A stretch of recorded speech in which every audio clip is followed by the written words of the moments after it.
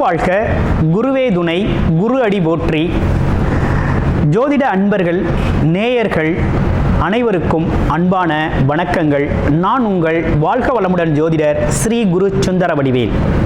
இப்போ பார்த்தீங்கன்னா குரோதி வருடம் 2024 டிசம்பர் மாத பலாபலன்கள் உங்களுடைய ராசியான மேச ராசிக்கு எப்படி இருக்குது, என்ன செய்யலாம், என்ன செய்யக்கூடாது, என்ன விதமான வழிபாடுகள் நல்லா இருக்கும் அப்படிங்கிறதை பற்றியும், அது மட்டும் இல்லாமல் இப்போ பார்த்தீங்கன்னாக்க நட்சத்திர பலன்கள் உங்களுடைய ராசியில் இருக்கக்கூடிய ஒவ்வொரு நட்சத்திரங்களுக்கும் தனித்தனியான நட்சத்திர பலன்களோட நம்ம முழுமையாக இந்த மாத பலனை பார்க்க இருக்கிறோம். ஏன்னா இந்த வருடத்தோட கடைசி மாதமான இந்த டிசம்பர் மாதத்திற்கான மொத்த பலன்களும் நீங்கள் முழுமையாக பார்த்து கொள்ள முடியும். அது மட்டும் இல்லாமல் நமக்கு பார்த்தீங்கன்னா சேனல் மூலமாக நிறைய பேர் நமக்கு ஜாதகங்களை அனுப்பியிருக்கீங்க. அது மட்டும் இல்லாமல் திருக்கணித முறைப்படி ஜாதகம் எழுதவும் கொடுத்திருக்கீங்க. அனைவருக்கும் ஸ்ரீ பாலசுப்ரமணியர் அருளால் மனமார்ந்த நன்றியை நமது வீடியோ வாயிலாக அனைத்து நேயர்களுக்கும் தெரிவிச்சுக்கிறேன். அந்த வகையில் இப்போ மேச ராசி அப்படின்னு எடுத்துக்கிட்டோம் அப்படின்னா காலச்சக்கரத்தின் முதல் ராசி தாங்க மேசராசி. மேசராசினாலே மேசராசிக்குன்னு ஒரு தனி சிறப்பு அப்படிங்கிறது உண்டு. ஒரு வீரம், விவேகம், எதுலேயும் ஒரு வேகமான ஒரு செயல்பாடு, நிர்வாகத்திறன், எதுலையும் பார்த்தீங்கன்னா ஒரு நிர்வாகம். ஒரு குடும்பமாக இருந்தால் மேசராசி அன்பர்கள் இருந்தால் அவங்க தான் அந்த குடும்பத்தை நிர்வாகம் பண்ணுவாங்க. அது மட்டும் இல்லாமல் தலைமை பொறுப்பு அப்படிங்கிறதே இவங்களுக்கு ரொம்ப மிகவும் பிடித்தமான ஒரு பொறுப்பாகவும், கண்டிக்க வேண்டிய இடத்துல கண்டிக்கிறதும், அன்பு செலுத்த வேண்டிய இடத்துல அன்பு செலுத்துறதுமான ஒரு அற்புதமான குணம் அப்படிங்கிறது மேசராசி அன்பர்களுக்கே உரித்தான குணமாகும். இன்னொன்று தைரியம். எதையும் பார்த்தீங்கன்னா ஒரு காரியத்தை எடுத்தோம்னா அந்த காரியத்தில் ஜெயிக்கிற வரையும் அல்லது அந்த காரியத்தின் தீர்வு முடிவு கிடைக்கிற வரையும் தன்னுடைய முயற்சியையும் தொடர்ச்சியாக செய்யக்கூடிய ஒரு தொடர் முயற்சி அப்படிங்கிறது மனம் தளராமல் எடுக்கக்கூடிய ஒரு அமைப்பு அப்படிங்கிறது மேசராசி அன்பர்களுக்கு உண்டு. இப்போ மேசராசியோட நட்சத்திரம் அப்படின்னு பார்த்தோம்னா அஸ்வினி, பரணி, கார்த்திகை அப்படிங்கிற 3 நட்சத்திரங்கள் மேசராசியில் இருக்குது. நட்சத்திரங்களுக்கு பார்த்தீங்கன்னா நம்ம கடைசியாக நட்சத்திரங்களுக்கு ஒவ்வொரு பலனையும் நம்ம பார்த்துருவோம். இப்போ உங்களுடைய ராசிநாதன் செவ்வாய் பகவான் எப்படி இருக்கிறார் அப்படிங்கிறத பார்க்கணும். இப்போ செவ்வாய் பகவான் எடுத்துக்கிட்டோம்னா அவர் பார்த்தீங்கன்னா 4ஆம் இடத்துல, உங்களுடைய ராசியிலிருந்து 4ஆம் இடத்துல நீசம் பெற்று வக்ரவ நிலையில் இருக்கக்கூடிய ஒரு அமைப்பு அப்படிங்கிறது இந்த காலகட்டத்தில் இருக்குது. அது மட்டும் இல்லாமல் 2ஆம் இடத்துல குரு பகவானும் வக்ரக நிலையில் இருக்கிறார். அவர் உங்கள் பாக்கியாதிபதியாகவும் இருக்கிறார். அடுத்து உங்களுடைய ராசியிலிருந்து 6ஆம் இடத்துல பார்த்தோம்னா கேது பகவான் இருக்கக்கூடிய ஒரு அமைப்பு. 8ஆம் இடத்துல சூரியன் ப்ளஸ் புதன் இருவரும் இணைந்து இருக்கிறாங்க. இதுக்கு பேர் புத ஆதித்ய யோகம் அப்படின்னு சொல்லுவோம். இந்த அமைப்பில் இருக்கக்கூடிய ஒரு அமைப்பு அப்படிங்கிறது இருக்குது. அடுத்து பாருங்க 9ஆம் இடத்துல சுக்கிரன் இருக்கிறார். தனக்காரகர், உங்களுக்கு 2 கூடைய தனக்காரகர், குடும்பக்காரகர், மகிழ்ச்சி, சந்தோஷம், இதுக்கெல்லாம் சொந்தக்காரரான பணம், இதுக்கெல்லாம் சொந்தக்காரன சுக்கிர பகவான் 9ஆம் இடமான பாக்கியஸ்தானத்தில் அமர்ந்திருக்கிறார். அடுத்து பாருங்க இந்த மாதத்தோட பிற்பகுதியில் சுக்கிரன் மட்டும் பயிற்சி ஆகிறார். எப்படின்னா 10ஆம் இடத்துக்கு பயிற்சி ஆகிறார். தொழில் ஸ்தானத்துக்கு பயிற்சி ஆகக்கூடிய ஒரு நிலை அப்படிங்கிறது இருக்குது. அடுத்து 11ஆம் இடத்துல சனி பகவான் வக்ரவ நிவர்த்தி பெற்று நல்ல நிலையில் இருக்கிறார். 12ஆம் இடத்துல ராகு பகவான் இருக்கக்கூடிய இந்த அமைப்பு. இப்படிப்பட்ட ஸ்தான அமைப்புகளையும் பார்வை பலன்களையும் வைத்து ஒரு பலன் எடுக்க போகிறோம். இப்போ ராசிநாதன் சொல்லக்கூடிய செவ்வாய் பகவான் நல்லா இருக்கணும். நல்லா இருந்தால் தான் நமக்கு கிடைக்கக்கூடிய அனைத்து விஷயத்தையுமே சிறப்பாக மகிழ்ச்சிகரமாக அனுபவிக்க முடியும். இப்போ உங்களுடைய ராசிநாதன் செவ்வாய் பகவான் என்ன நிலையில் இருக்கார் அப்படின்னா நீசம் பெற்ற நிலையில் வக்ரவ நிலையில் 4ஆம் இடத்துல போய் இருக்கிறார். அப்போ வண்டி, வாகனம், வீடு சார்ந்த விஷயங்களில் கொஞ்சம் கவனம் எடுத்துக்கணும். வண்டி வாகனங்களில் போகிறது, வீடு சம்மந்தப்பட்ட விஷயத்தை தீர்க்கமாக ஒரு நல்ல ஒரு முடிவெடுக்கிறது, இடம் வாங்குகிற சம்மந்தப்பட்டது விஷயங்கள், அடுத்து அம்மாவோட உடல்நிலை, உடல் ஆரோக்கியம் குறித்த விஷயங்கள், இதெல்லாம் அக்கறை எடுக்க வேண்டிய அமைப்பு இருக்குது. குறிப்பாக உங்களோட உடல் ஆரோக்கியத்தில் கவனம் எடுத்துக்கணும் நீங்கள் இந்த காலகட்டத்தில் அப்படிங்கிறது மாதிரி இருக்குது. ஓகேங்களா? முழுமையாக உங்கள் உடலை இந்த காலகட்டத்தில் முழுமையாக உங்கள் உடல் ஆரோக்கியத்தின் மீது அக்கறை செலுத்த வேண்டிய அமைப்பு இருக்குது. அடுத்து வேலை, தொழில், வருமானம்லாம் எப்படி இருக்குது அப்படிங்கிறத பார்க்க போகிறோம். ஏற்கனவே ஒரு வேலை இருக்குது, தொழில் இருக்குது, வியாபாரம் இருக்குது அப்படின்னா அது நல்லபடியாக போகக்கூடிய அமைப்பு அப்படிங்கிறது, லாபகரமாக இயங்கக்கூடிய அமைப்பு அப்படிங்கிறது ஏற்பட்டிருக்கு. ஏன்னா சனி பகவான் வக்ர நிவர்த்தி அடைத்தார்.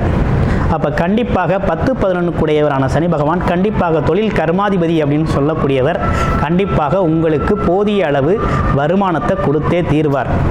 அதை பெறக்கூடிய நிலையில் இருக்கக்கூடிய நீங்கள் தான் இந்த காலகட்டத்தில் கொஞ்சம் மனம் சார்ந்து உடல் சார்ந்து சிறு தடுமாற்றத்தில் இருக்கக்கூடிய சூழ்நிலை அப்படிங்கிறது இருக்குது. அதுவும் நீண்ட நாளைக்கு இல்லை, இந்த மாதத்தோட பிற்பகுதி வரையும் தான், ஒரு 18ஆம் தேதி வரையும் தான் அந்த ஒரு சூழ்நிலை அப்படிங்கிறது உங்களுக்கு இருக்குது. அதற்கு பிறகு உடல் ஆரோக்கியம், மன ஆரோக்கியம் மட்டும் இல்லாமல் பொருளாதாரம் சார்ந்த விஷயத்திலையும் பெரிய முன்னேற்றம் காணக்கூடிய ஒரு நல்ல அமைப்பு அப்படிங்கிறது மேசராசி அன்பர்களுக்கு ஏற்பட்டிருக்குது. அடுத்து குழந்தைகள் சம்பந்தப்பட்ட விஷயங்கள்லாம் எப்படி இருக்குன்னா, குழந்தைகளோட நலன், குழந்தைக்காரகர் பார்த்தீங்கன்னா உங்கள் ராசிக்கு 8ஆம் இடத்துல போய் இருக்கிறார், புதனோட சேர்ந்து இருக்கிறார். 6 சேர்ந்து 8ல் இருக்கிறதுனால கொஞ்சம் குழந்தைகளோட உடல் ஆரோக்கியத்திலையும் கவனம் எடுக்கணும் அப்படிங்கிற அமைப்பு அப்படிங்கிறது ஏற்பட்டிருக்கு. ஏன்னா குழந்தைகளுக்கு பார்த்தீங்கன்னா இந்த காலகட்டத்தில் சின்ன சின்ன உடல் உபாதைகள் வரணும் அப்படிங்கிற ஒரு அமைப்பு அப்படிங்கிறது இருக்குது. அதே நேரத்தில் பாக்யாதிபதி அப்படின்னு சொல்லக்கூடிய 5 8ல் இருக்கிறதுனால திடீர் அதிர்ஷ்டம், திடீர் திருப்பம், திடீர் மாற்றம் அப்படிங்கிற ஒரு விஷயத்தையும் கொடுப்பார். அப்போ ஏதோ ஒரு வகையில் பொருளாதாரத்தில் நீண்ட நாளாக எதிர்பார்த்த அல்லது நீங்கள் பிறருக்கு கொடுத்த பணமோ பொருளோ திரும்பி வரப்போகுது. உங்களுடைய பாரம்பரியத்திலிருந்து உங்களுக்கு கிடைக்கக்கூடிய பாக்கியங்கள் இந்த காலகட்டத்தில் கிடைக்கக்கூடிய ஒரு நல்ல அமைப்பு அப்படிங்கிறது ஏற்பட்டிருக்குது. அது மட்டும் இல்லாமல் பொருளாதாரம், பணம் சார்ந்த விஷயம் அப்படிங்கிறது உங்களுக்கு எப்படி பார்த்தாலும் இந்த பிற்பகுதி 15ஆம் தேதியிலேருந்து 18ஆம் தேதிக்கு பிறகு பார்த்தீங்கன்னா உங்களுக்கு பணம், பொருள், செல்வாக்கு அப்படிங்கிறது கேட்ட இடத்துல கேட்ட மாதிரி சிறப்பாக கிடைக்கக்கூடிய ஒரு அமைப்பு இருக்குது. உங்களுடைய குடும்ப தேவைகளை முழுமையாக நல்லபடியாக நிறைவு செய்வீங்க. பெண்கள், இல்லத்தரசிகளுக்கெல்லாம் நல்லா இருக்குது. அக்கம் பக்கத்தில் இருக்கிறவங்கள்ட்ட மட்டும் கொஞ்சம் பார்த்து கவனமாக பேசி பழகுங்க. மற்றபடி வேறு ஒன்றும் பிரச்சனைகள் இல்லை. குடும்பத்தில் அப்படி ஒன்றும் பெரிய சிக்கல்கள் இருக்கிறது மாதிரி இப்போ கிரக நிலைகள் பெருசாக இல்லை. நீங்கள் உங்களை செல்ஃபாக குழப்பிக்காமல் ஏதேனும் ஒரு விஷயமா இருந்தால் பேசி, மனம் விட்டு பேசி ஒரு முடிவு எடுத்துக்கோங்க. அது அப்படி தான் இப்படி தான் அசீம் பண்ணி எதையும் திங்க் பண்ணிக்காமல் இருக்கிறது அப்படிங்கிறது ரொம்ப நல்லது. அடுத்து பாருங்கள், படிக்கிற குழந்தைகள் அப்படிங்கிறதுலாம் எப்படி இருக்குது அப்படின்னு பார்த்தோம்னா படிப்பு சார்ந்த விஷயங்கள் நல்லா இருக்குது. அதுலேயும் பார்த்தீங்கன்னா இந்த உயர்கல்வி படிக்கிறவங்க அப்படின்னு எடுக்கையில் அவங்களுக்கு உயர்கல்வி சார்ந்த சாதனை செய்யணும் அப்படின்னு சொல்லி அல்லது பிஹெச்டி படிக்கணும், ஆராய்ச்சி படிப்புகள் படிக்கணும் அப்படிங்கிறவங்களுக்கெல்லாம் இந்த காலகட்டம் ரொம்ப சிறப்பாக இருக்குது, ரொம்ப அருமையாக இருக்குது. அதே போல் அரசு துறை சார்ந்த எக்ஸாம் எழுதுகிறவங்க, அரசு துறை முயற்சி எடுக்கிறவங்களுக்கும் ரொம்ப சிறப்பாக இருக்குது.